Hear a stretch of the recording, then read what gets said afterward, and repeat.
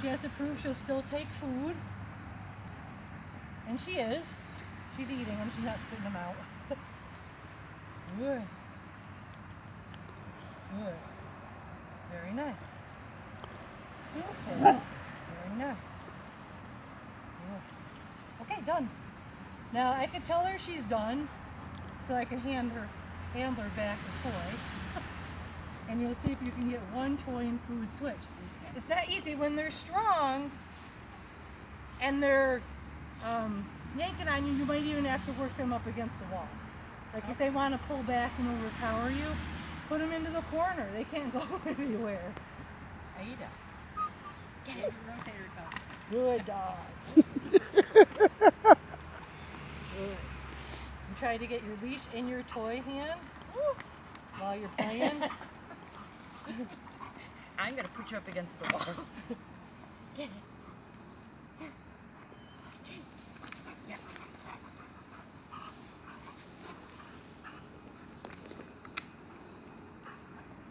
Good, and just tell her yes and offer her food and Yes. immobilize the toy. Mine.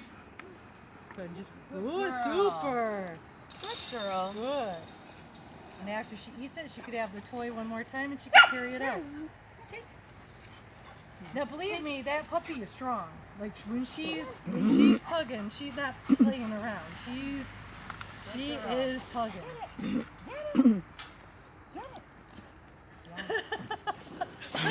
It's like a hare. Yeah. All right, Till, let's see what you can do. She's up next. We'll start on the toy and maybe she'll get to go to food. So how did you find out about this place? She's like, oh my God. I don't remember. It was years ago. I mean, we've been going, I think, like 4 years now. That would be why Martina doesn't tug with her dogs in obedience. Stop. There should be more places like it, so you could be off leash all the time. Yeah. Run. Run and Good. So you can switch her to food. Good. And she ate the food, so we'll see if she'll go back onto the toy. So look, the dog's going, wait, I want more cookies. Yep. And it's like, no, you're going to go back to the toy. Yep, not strong enough toy yet. Okay. Even if you touch your bag of cookies, even if they're in your hand, like the dog's got to realize that until you've said yes, you keep playing. And they'll struggle. Some dogs will be really bad at this at first, and then they'll learn your rules.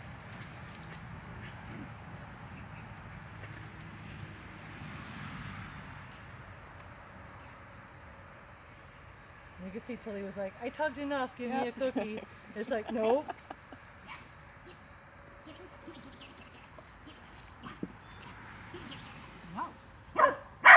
Oh, cheeky. And this is just where your patience and persistence pay off. So the dog decided, I'm not getting what I want, so I'm leaving. That's why the leash is on. So they got to learn, you don't get to quit. You don't get to bully me to the reinforcer you want. You don't get to decide you're only getting food. You must play with the toy when it's time to play. If she doesn't engage the toy, then like when I had Tilly out there, after enough tries, I was like, well, you're not getting food, so you're done. Like, you know, so here, now switch her to food. Super. Let's see if we can get one more round of toy.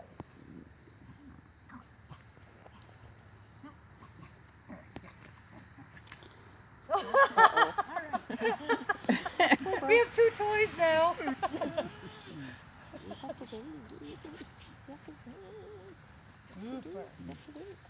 Good, and you can tell her she's done and she can go out with holding that if she wants to. Good job. And if they spit it out after you're done, it's fine. They don't have to carry it. They just won't get any more cookies. Because once you've said done, you really truly are done. They don't get fed anymore and they don't get to play anymore. All right, Steve-O. We gotta stop at the Dollar Store and buy some more. Then we'll will pull apart in one usage. Hey, the rest of him's still pretty good. Yeah, this is lasting quite a bit. Considering Steve.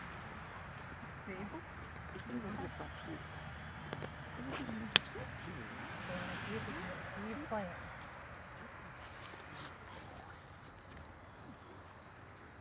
Oh, you have to wait. Yeah, you will play with that, but you gotta wait for that to fit in there. Once they fit in there. Can I give him a treat? Nope, because you see what she just wanted to do there? Oh, he don't want to play, so I'm going to give him a treat. He will either play or he'll end up going out with nothing. Like, so he's going to learn he plays with you or he gets nothing. Steve.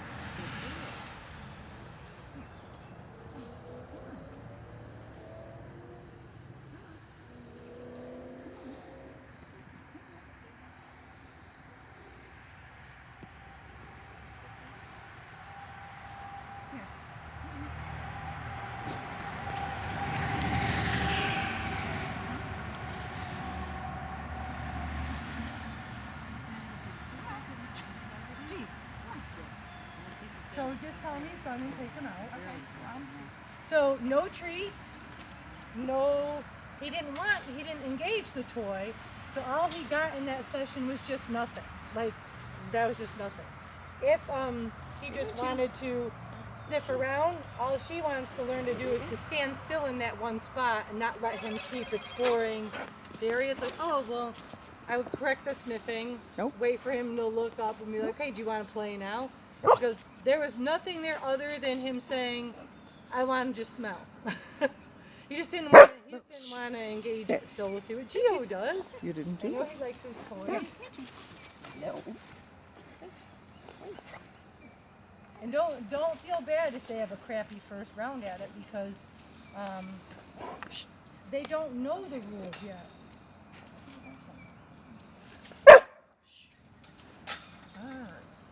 And he'll get nothing while he's You have out to there. work. He'll get no food, Oh, nothing. no nothing, Sit. My food. Leash him right there. and toy.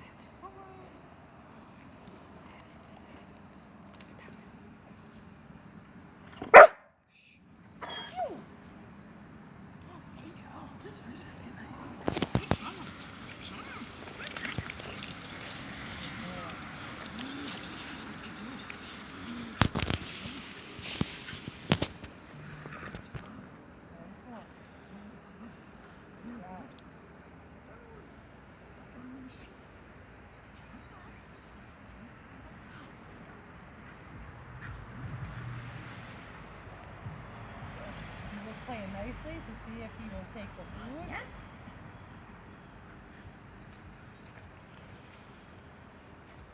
He will probably be one that will not want to eat that piece of food.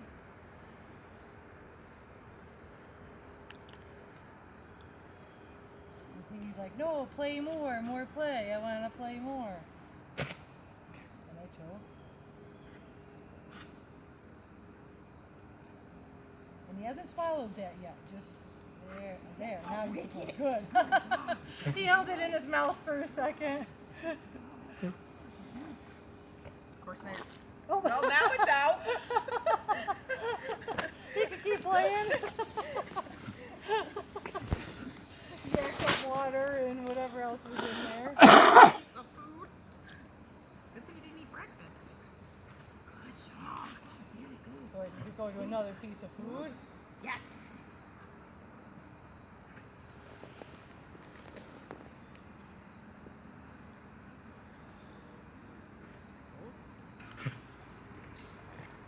Boy, this dog's got a gag reflex issue.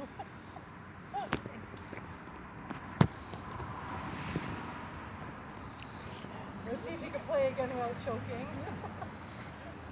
Oh my God. Let's stop acting everything up.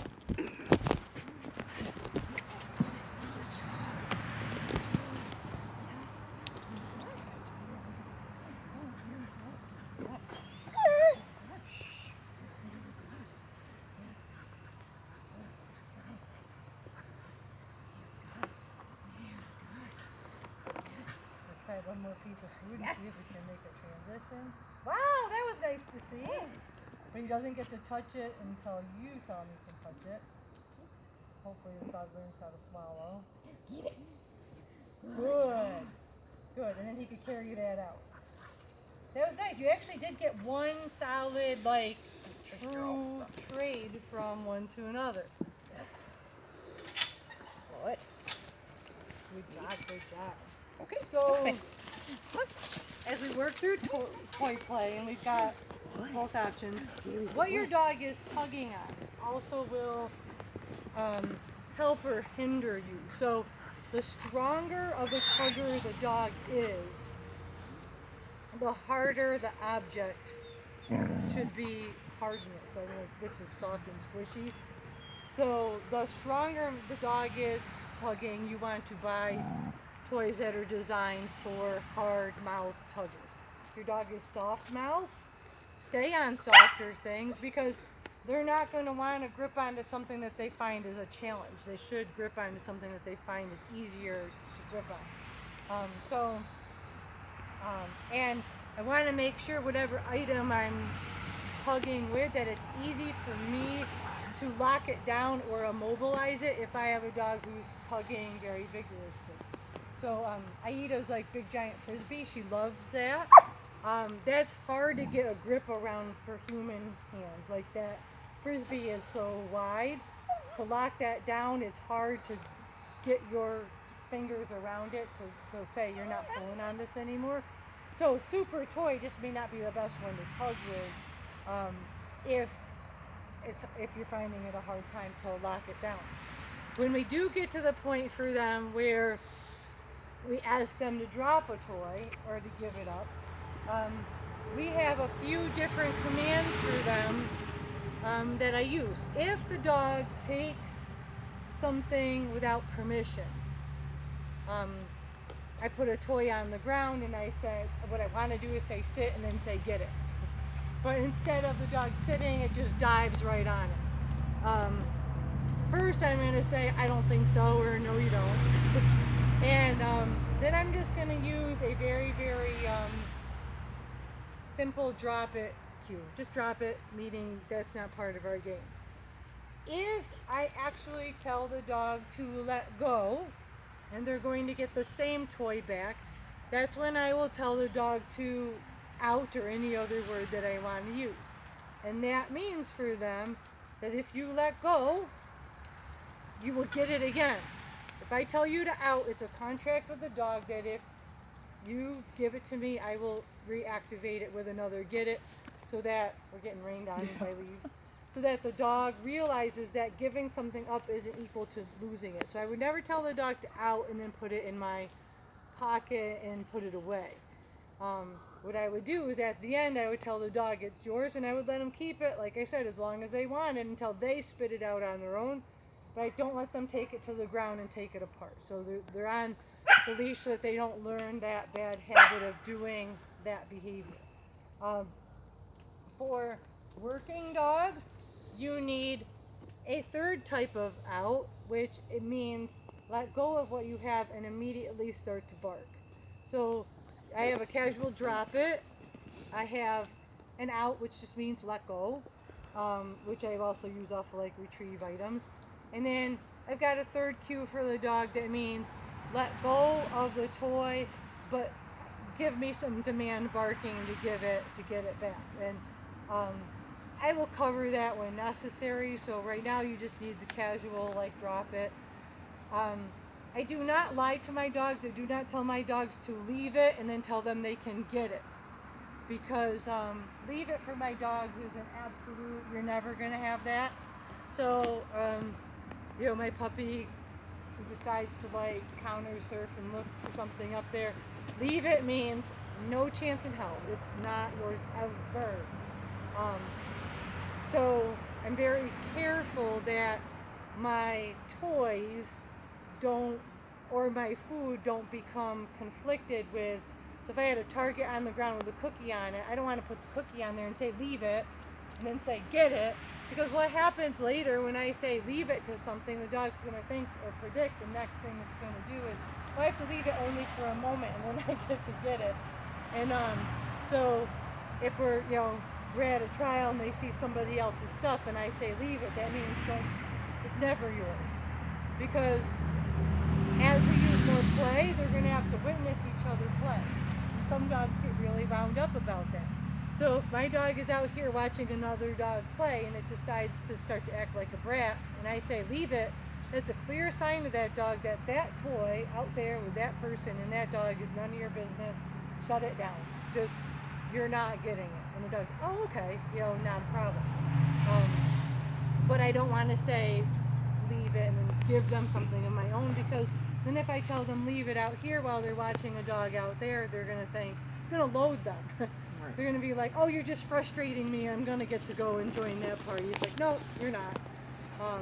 So that's going to take them through that. So when we go through their skills, I'm going to check each dog off real quickly.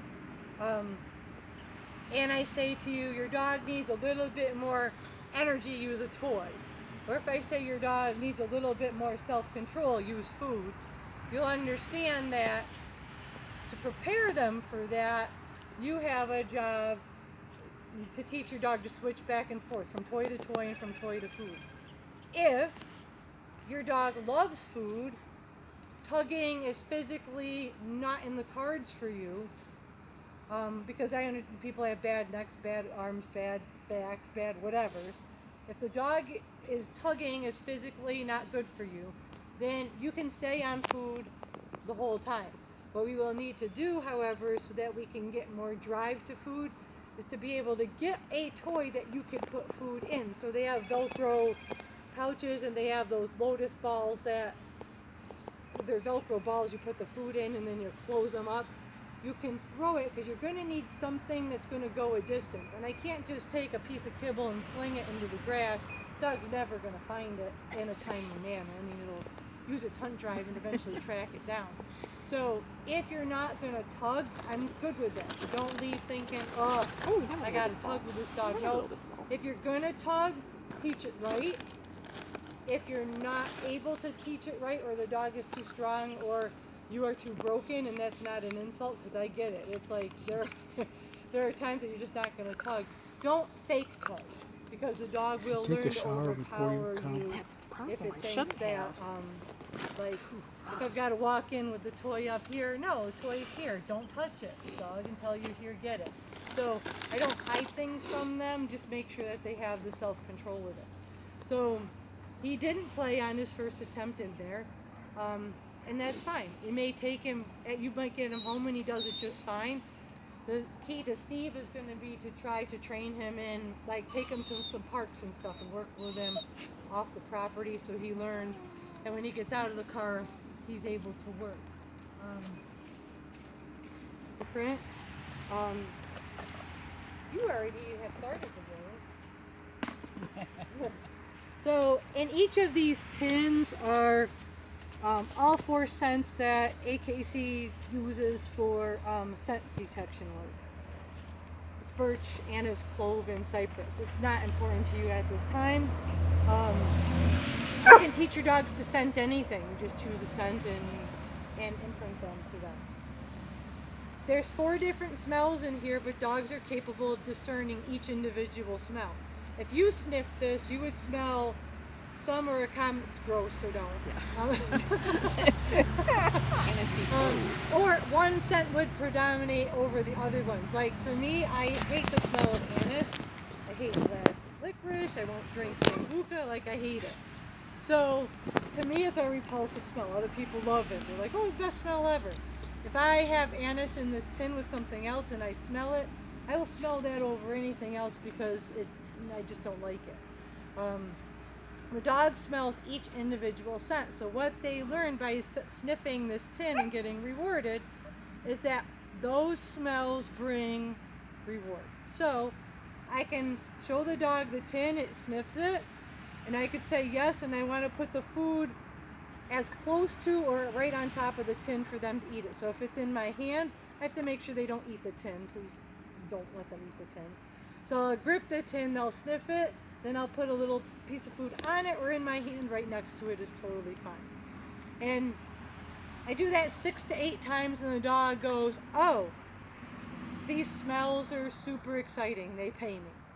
So don't do more than that, like, because they got it. So 6 to 8 times. So I'm gonna give